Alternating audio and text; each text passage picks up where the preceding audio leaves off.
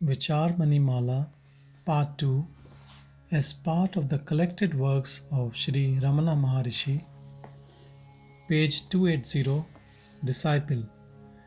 The objects of the waking state prior to the dream exist in the waking state succeeding the dream also, but the objects of one dream are not seen in the next dream.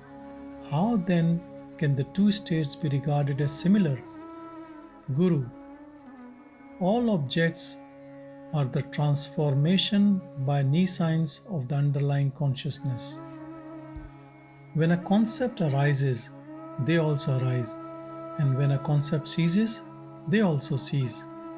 Therefore, it cannot be said that the objects of the previous waking state exist in the subsequent waking state also. As in a dream, they, the objects of the subsequent waking state, come into existence for the time being. Therefore, both are similar. Disciple. Since a man who wakes up from a dream believes the objects he sees to be the same as before his dream, it cannot be said that they come into existence only when there is knowledge of them.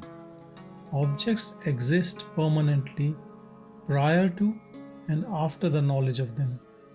Guru.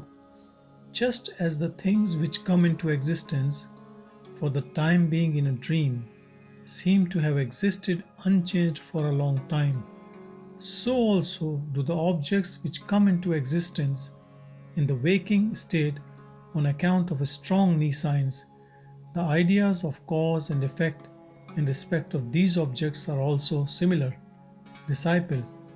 If the bondage of samsara came into existence on account of ignorance of the self, when did that ignorance arise? Guru. The ignorance arising from the self, which is Brahman, is mere imagination, kalpita, and has no beginning. Disciple. Since darkness cannot exist in the sun, how can nescience exist in Brahman, which is pure consciousness? Even if it exists, it cannot exist in what is clearly known or in what is not at all known. Superimposition of a false reality upon a true is possibly only when the general aspect of something is known and not its particular aspect. Brahman has no parts like general and particular. It is attributeless. So how can there be the superimposition of bondage? Guru. Although Brahman is consciousness, the general indistinct aspect of that all-pervasive consciousness, which is of the nature of effulgence, is not inimical to nescience, but helpful to it. In deep sleep, nescience coexists with the consciousness of the self. The general possibility of fire within the wood is not inimical to darkness, but helpful to it. But as the actualized manifest fire produced by rubbing the wood is inimical to darkness, so also the distinct consciousness produced in the mind as Brahman is inimical to nescience.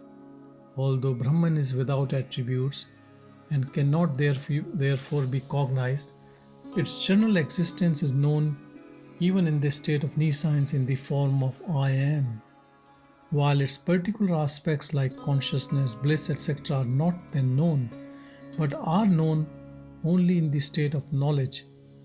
As appearances are the result of nescience, there can be the bondage of superimposition in the attributeless Brahman, which is known as existence and unknown as consciousness and bliss. Disciple. Although the word is unreal, it is the cause of miseries like birth and death. An unreal nightmare will not occur if japa is done before going to sleep. Analogous to this, what can be done to prevent the appearance of the word? Guru. That which appears owing to ignorance of something will cease to appear only through knowledge of that something. The serpent and the silver which appear on account of the ignorance of the rope and the knacker will disappear only through knowledge of them. Similarly, the word which appears on account of ignorance of the self will disappear only through knowledge of the self. Brahman is infinite, homogeneous, unattached to anything, without birth, etc., invisible, and without name and form.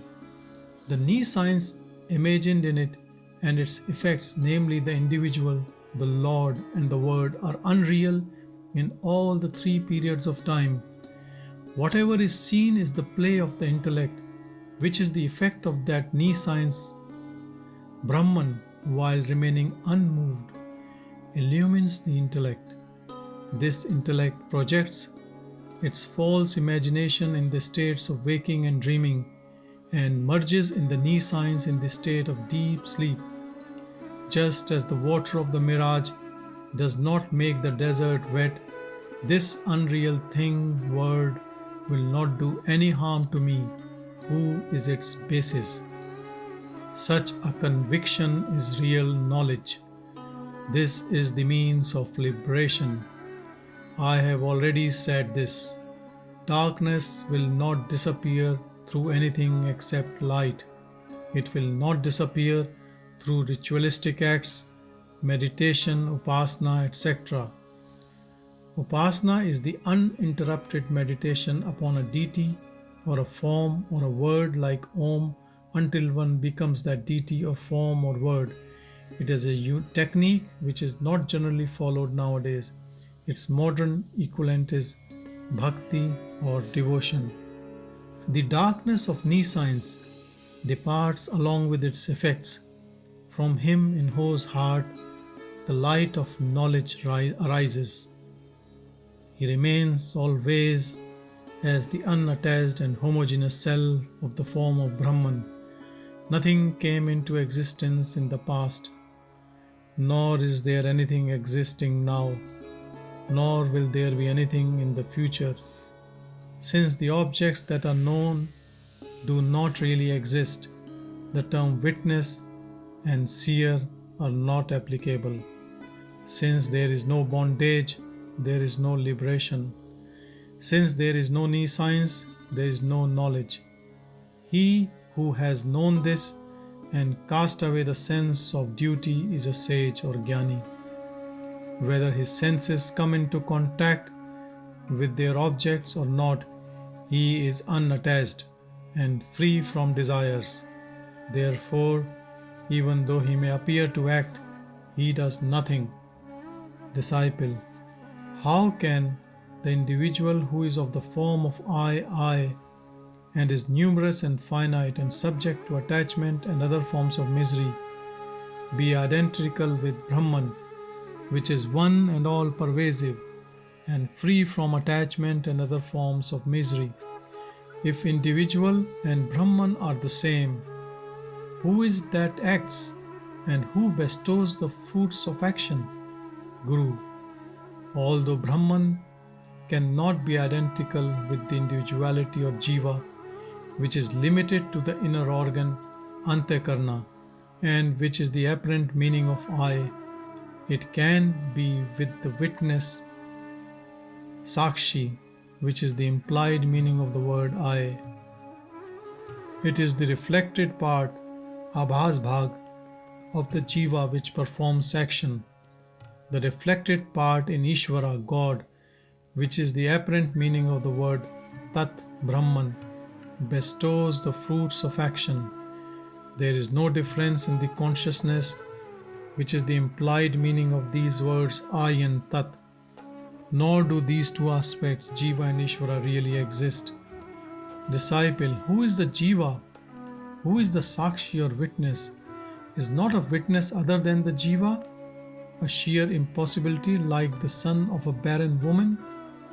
Guru: just as the reflection of the sky in a pot becomes the sky in water, consciousness established in the intellect, Buddhi, along with the reflected consciousness, Abhas, in the intellect, accompanied by desires and action, becomes the jiva, who is the doer, enjoyer, and sansari. The consciousness, which is the basis of the intellect and which is the attribute of the jiva or the finite vyasti nescience, is the immutable witness, kutastha. He has no beginning and is unchanging. Features, dharmas like good and evil, joy and sorrow, going to another world and coming back to this, belong to the reflected consciousness alone. Even in the reflected consciousness, they exist only in the inner organ, which is its attribute. They do not exist in the consciousness, which is the substance part of the jiva. The substance part of the jiva is the witness. In one and the same consciousness, the inner organ is the adjunct upadhi for the ideas of witness and attribute for the idea of jiva. That is to say, the single consciousness becomes the jiva along with the inner organ and the witness when bereft of it. That is, one and the same inner organ is the adjunct of consciousness in the eyes of one who lacks discrimination. Therefore, the single consciousness is the witness for a man of discrimination and jiva for one who lacks discrimination. Disciple, how is it possible for even the witness, who is manifold and limited on account of the multiplicity of jivas, to be identical with Brahman, who is one? Guru, just as the space in a pot, which is manifold and limited, is not different from, and in fact is same as total space, Mahakash, the witness who is manifold and limited is not different from Brahman, but is Brahman. It is therefore possible for it to be identical with Brahman. Therefore, know, I am Brahman. Disciple, for whom is this knowledge? For the jiva or for the witness? Knowledge and ignorance are for the jiva alone and not for the witness. Disciple, will not the knowledge I am Brahman, which arises in the jiva, which is different from Brahman, be false? Guru, as the immutable self, kutastha, implied in the term I, is always one with Brahman, like the pot space and infinite space, it is completely identical with it. As for the jiva implied in the term I, it can have identity with Brahman by removal of obstruction, badha samanadhikaranyam, through negating the idea of jiva.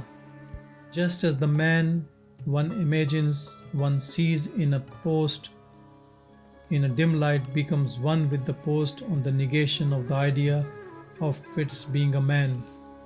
Disciple, do the reflected consciousness abhas and the immutable kutastha, which are implied in the term I, exist at the same time, or do they appear at different times? Guru, they appear at the same time. The reflected consciousness is the object of the witness, but the witness is self-cognized. When there is actual knowledge of pots and other external objects, what happens is this: the concept part in the concept of the inner organ, accompanied by the reflected consciousness, goes out as far as the pots and other objects and assumes their forms and removes the obstruction, avaranam, which naturally covers them on account of ignorance. Just as non-luminous objects covered by a pot will not be seen in the dark, even if the pot is broken by a stick, but can be seen with the help of a lamp, even so the reflected part illumines the objects. When there is direct realization of Brahman, which is the self, what happens is this: the inner organ, with the help of the sound produced by the important scriptural saying Mahavakya, that thou art Tattvamasi, when connected with the ear, takes the form of Brahman, Brahmakar, and loses contact with the senses.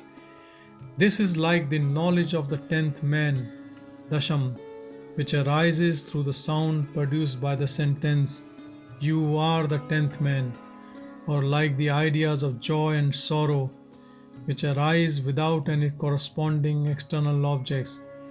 This concept of the form of Brahman removes the obstruction hiding the self, and then the slight ignorance which still persists in the inner organ disappears like the dirt in a cloth which is removed by a soap.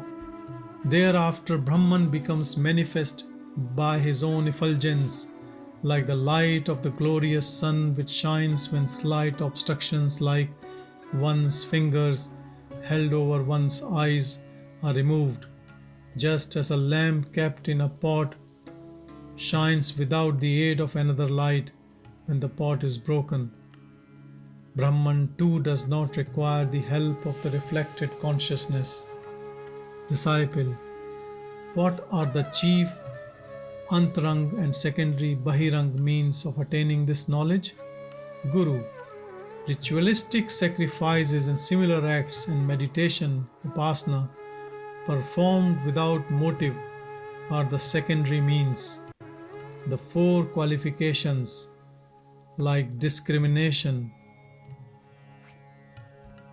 The 4 qualifications are: number 1, discrimination between what is eternal and what is fleeting. Number 2, absence of desire for the enjoyment of the fruits of one's action in this world and the next. Number 3, the possession of 6 virtues, which are control of the mind, control of the sense organs, cessation of activity, fortitude, faith in the scriptures and the Guru, and concentration of mind. And 4th, yearning for liberation. The 3 steps are hearing, Shravana, reflection, Manana, and uninterrupted contemplation, Nididhyasana.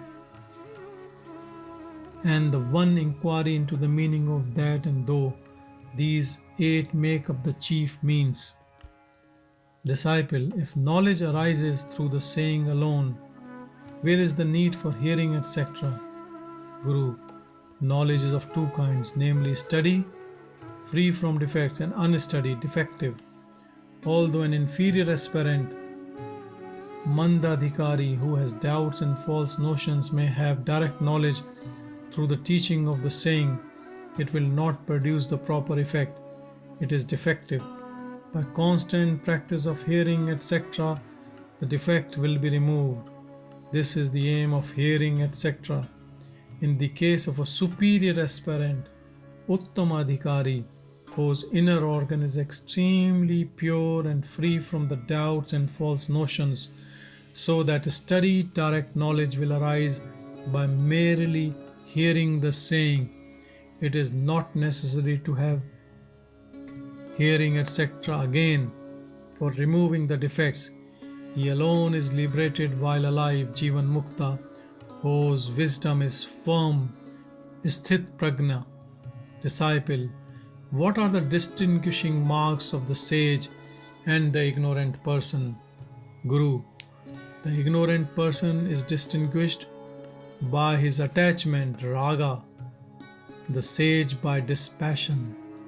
Even if the ignorant person occasionally develops dispassion, it is likely to change, since he has not got rid of the sense of reality in the objects of the senses. His dispassion is superficial. On the other hand, the dispassion of the sage, which has developed out of his sense of the unreality of the objects of the senses, does not change at any time and is therefore intense. Disciple: why do some persons say that ritualistic acts, karma, accompanied by meditation, upasana, and knowledge, jnana, are the cause of steadiness?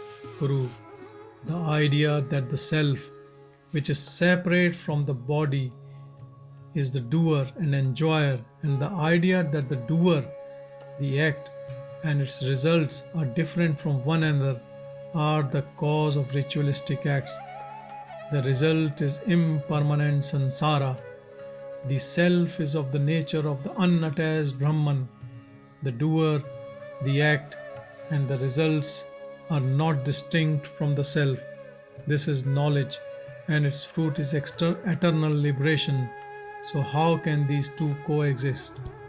Disciples, so long as the inner organ exists, its natural quality of unsteadiness will not leave even the sage. Therefore, if it is not an obstacle to liberation after death, videha mukti, how can there be experience of bliss of liberation while alive? Is it not necessary for even the sage to meditate, do upasana, in order to remove the unsteadiness of the mind?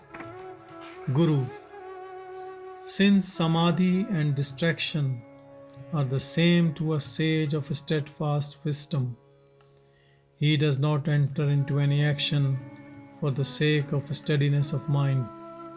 For him there is no nescience as a cause of his activity, nor any delusion of difference as a result of nescience, nor attachment and hatred resulting from the delusion of difference. Only prarabdha, that part of one's karma which has to be worked out in this life, remains. This is the cause of his activity, and that being different from person to person, there is no fixity in order to the activity arising out of prarabdha. Hence the sage's activity and inactivity are governed by prarabdha.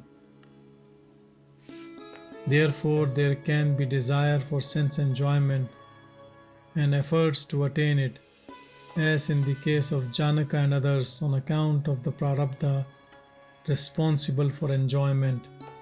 Similarly, there can be the desire for liberation while alive, and disgust with sense enjoyments, as in the case of Sukha, Vamadeva and others, on account of the prarabdha responsible for inactivity. The bliss of Brahman will not become manifest owing to the mere immobility of the inner organ. It will become manifest only through the concept of the form of Brahman, Brahmakar Vritti. Since this will arise only through reflection, chintan, on the meaning of Vedanta text, and since unsteadiness will disappear even through this, one who desires to have the bliss of liberation while alive has to reflect on the meaning of Vedanta text only, and need not meditate, do upasana. Disciple, can the sage have too much activity? Guru, when activity is excessive, happiness will decrease. When activity is less, the happiness will be more. But knowledge remains the same, although activity is inimical to that kind of happiness which is distinct from liberation while alive. It is not inimical to liberation while alive, since there is no delusion of bondage by activity and inactivity so far as the self is concerned. Disciple, since the sage cannot have attachment on account of his seeing all objects as non-self, unreal and evil, what can motivate his activity? Guru, although he knows the body to be unreal, the sage may be active on account of his prarabdha. For instance, he may go begging, etc., to maintain the body on account of his prarabdha. It is like people watching a conjuring act even when they know how it is done, or like an invalid doing things that are bad for him even though he knows that they are. Disciple, what is the meaning of saying that the sage has no desires? Guru, it is not that his inner organ will not take the form of desires, as the inner organ is not the product of pure sattva alone, but of the less prominent rajas and tamas in combination with the prominent sattva. All the qualities will more or less exist in it. Therefore, so long as the inner organ remains, there will not be entire absence of desires, which are modifications of rajas. But the sage does not mistake the desires for characteristics of the self. That is the difference. He is unattached. Though he acts, he is a non-doer. That is why the scripture Shruti says that the good and bad acts done by the body and the merit and demerit acquired thereby after attaining knowledge do not affect him. Disciple, is it not necessary for the sage to enter into blissful and non-dual nirvikalp samadhi, in which concepts are all absorbed in nescience as in deep sleep, and there is no experience of nescience covered bliss, and the concept of the inner organs in the form of Brahman, Brahmakar Vritti, is absorbed in the effulgence of Brahman? On hearing this, the Guru laughed, thinking, "Why does he talk like a fool?" Disciple, won't one who, while alive, gives up the bliss of liberation to enjoy sense pleasures, give up liberation after death for the desire to attain heavenly words? Guru, the rejection of the bliss of liberation while alive and the desire for worldly enjoyments may happen in the case of a sage on account of his prarabdha, but they will not happen after his nescience is burnt up by his knowledge. Therefore, his life force prana will not go out, and he cannot become embodied again, either in this world or any other on account of prarabdha. Hence, the rejection of liberation after death and desire for or attainment of other worlds is not possible for the sage. What is the liberation while alive, and what is liberation after death? Guru, the absence of the delusion of bondage even while one is embodied is liberation while alive. The absorption of the gross and subtle nescience in consciousness after the experience of prarabdha is liberation after death. This is the gist of the important scriptural text.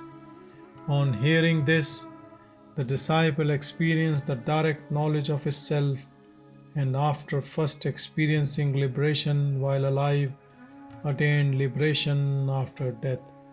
Om Tat Sat. Sri Ramana Arpanamastu. End of Vichara ManiMala, part of the collected works of Sri Ramana Maharshi.